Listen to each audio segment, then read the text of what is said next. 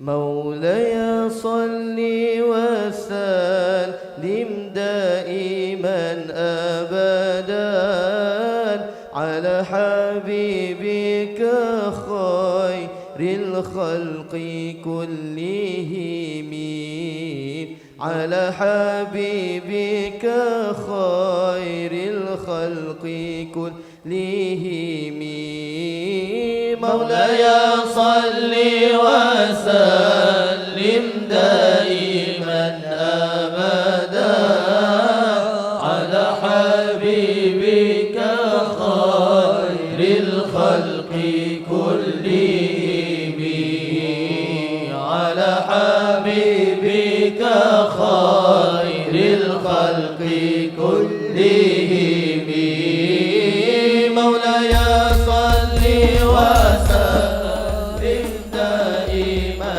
أبدا على حبيبك خير الخلق كلهم على حبيبك خير الخلق كلهم.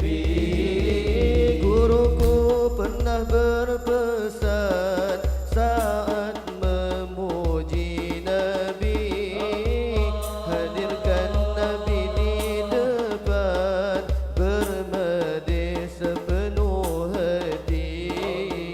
Hadirkan Nabi di depan, bermedih sepenuh hati.